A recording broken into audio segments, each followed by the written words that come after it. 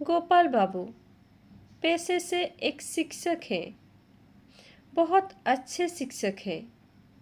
कभी भी किसी से 1 रुपया घूस नहीं लेते पढ़ाने के लिए वो। और शिक्षक होने के साथ साथ वो प्रभु जगन्नाथ जी के भी एक भक्त हैं। वह प्रभु के ऊपर बहुत विश्वास करते हैं, बहुत मानते हैं। वो तो जगन्नाथ जी को अपने बड़े बेटे की तरह मानते हैं। उनके साथ अपनी सारी बातें शेयर करते हैं। अगर कभी गोपाल बाबू को महाप्रभु के साथ बात करते हुए कोई सामने से देखेगा तो लगेगा जैसे बाप बेटे साथ साथ बैठकर बात कर रहे हैं। बहुत आंतरिकता था गोपाल बाबू का प्रभु के प्रति। कभी कभी ऐसे बोलते, अरे जगा, तुझे पता है आज जैसे हुआ था। जगा रे, तुझे पता है आज वैसे हुआ। जगह, तुझे तो मैं बोला था कि ये करने के लिए, लेकिन क्यों नहीं हुआ बता तो। वो प्रभु के साथ ऐसे बात करते थे जैसे प्रभु उनके सामने बैठे हों। गोपाल बाबू का एक लड़का था जो अभी 25 साल का हो चुका है। जब वो छोटा था तब गोपाल बाबू की पत्नी कैंसर से चल बसी थी। पत्नी के जाने के बाद गोपाल बाबू अपने बेटे को दोनों माँ और बाप का प्यार देकर बड़ा किया। उसे अच्छे संस्कार दिए, उसे अच्छे शिक्षा दिए। अब तो वो 25 साल का हो चुका है और वह भी अपने बाबा की तरह प्रभु जगन्नाथ जी से बहुत भक्ति करता है और अपने बाबा से भी बहुत प्यार करता है। अपने बाबा को जगन्नाथ जी के प्रति समर्पित होना देखकर वह भी प्रभु को बहुत मानता था, क्योंकि वह बचपन से देखता आ रहा था कि उसके बाबा प्रभु का बहुत भक्ति से सेवा करते हैं, रूठते हैं, मनाते हैं। सुबह होते ही सबसे पहले एक चाय का कप लेकर अखबार पढ़ेंगे और उसके बाद प्रभु के सेवा में लग जाते हैं। अब तो वो रिटायर्ड भी हो चुके हैं, इसलिए उनकी भक्ति प्रभु के साथ और भी बढ़ गई है और साथ में कंप्लेन भी बहुत बढ़ गई है। मोटा मोटी बोला जाए तो दोनों बाप बेटे प्रभु जगन्नाथ जी से बहुत भक्ति करते थे। अगर कभी भी उनके साथ कोई भी दुर्घटना घटती तो उसके जिम्मेदार वो प्रभु को नहीं मानते थे। गोपाल बाबू की हमेशा प्रभु से एक ही गुजारिश रहती कि जगा रे, तू मेरे बेटे को एक अच्छा इंसान बनाना। बेटे को अब 25 साल हो चुका था, इसलिए ढूंढकर गांव से एक लड़की ठीक किया और लड़की बहुत सुंदर थी और साथ में गुणी भी थी। उन्होंने अपने बेटे की शादी बिना दहेज लिए किया, क्योंकि गोपाल बाबू को पता था कि कोई भी मरते समय कुछ भी लेकर नहीं जाता। इसलिए उन्होंने बिना दहेज के ही अपने बेटे का शादी करवाया था। शादी के बाद एक दिन गोपाल बाबू जगन्नाथ जी से बोले, जगा रे, मुझे तुमसे कोई गिला शिकवा नहीं है। मैंने कभी भी तुम्हें किसी भी बात के लिए जिम्मेदार नहीं ठहराया। मेरी बीवी चली गई। मैंने सोचा शायद इसमें भी मेरे लिए कुछ अच्छा ही छुपा होगा, लेकिन सुन जगा, तू मेरे बेटे को हमेशा हर मुसीबत से बचाना, जैसे एक बड़ा भाई छोटे भाई को हर मुसीबत से बचाता है, और एक बड़े भाई का छोटे भाई की तरफ जो भी कर्तव्य होता है वो सब तुझे करना है।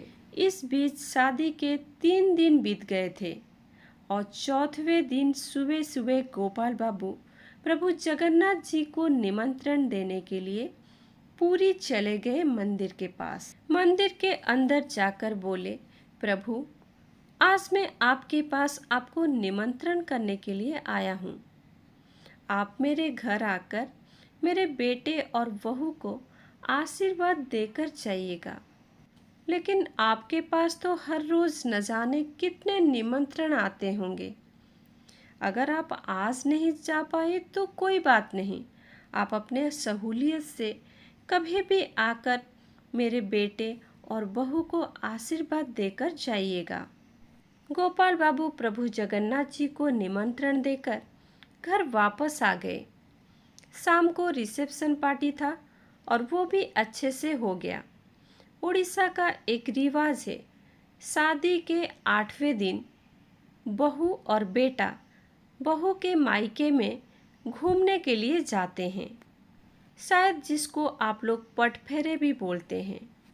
शादी के 8वें दिन के सुबह दोनों बहू और बेटे बहू के मायके के लिए निकल पड़े। दोनों ही बहुत खुश थे और जल्दी जल्दी में घर से निकलकर जाते समय हेलमेट लेना भूल गए। थोड़ी ही दूर जाने के बाद रास्ते में एक 18 या 19 साल का लड़का शरीर पर धोती और कुर्ता पहना हुआ था और चकुलिया पंडा जैसे एक छाता पकड़कर गाय चरा रहा था और इन दोनों को गाड़ी में जाते हुए देखकर बोला, अरे अरे बाबूजी, आप इधर से कहाँ से जा रहे हो? आप लोगों के पास तो हेलमेट नहीं है और इधर से जाने से तो चेकिंग पड़ता है।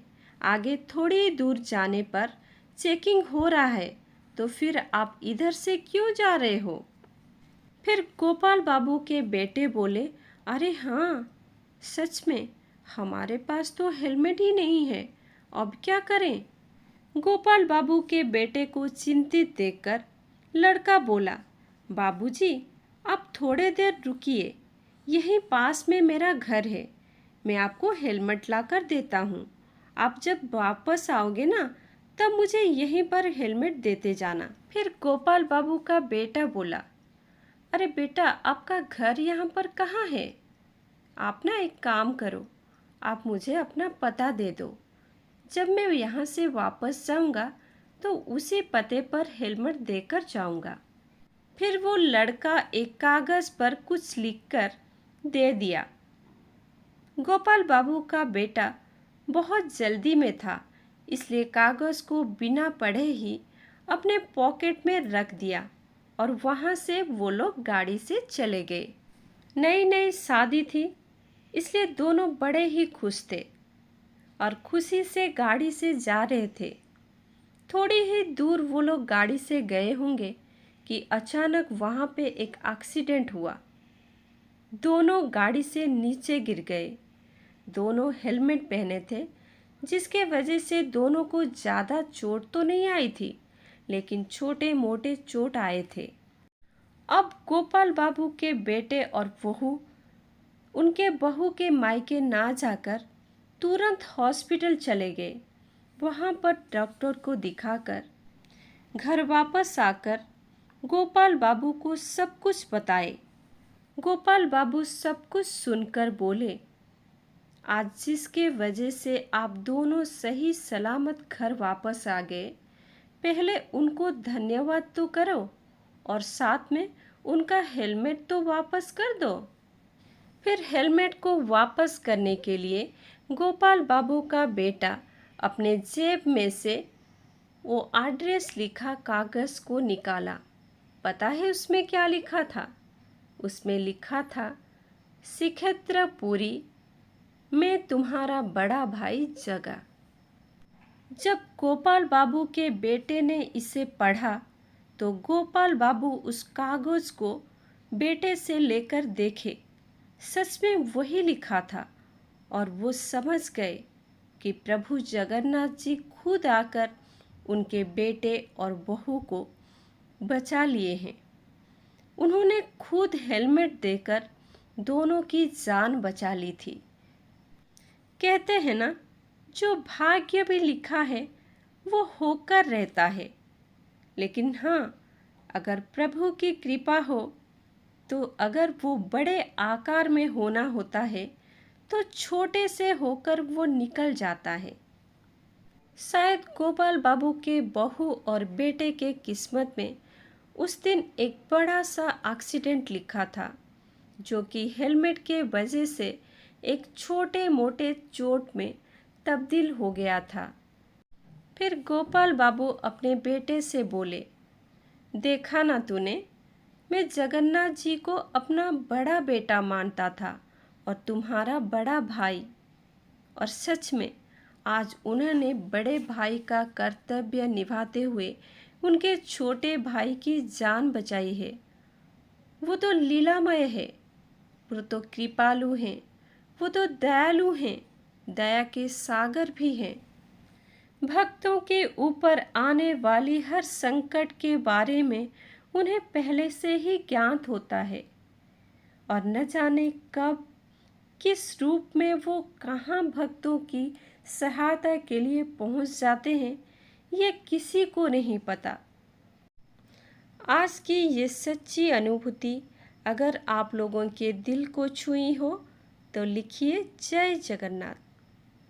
प्रभु, आपकी ये अनुभूति की व्याख्या करने में अगर मुझसे कोई गलती हुई हो तो मुझे क्षमा करें प्रभु। जय जगन्नाथ।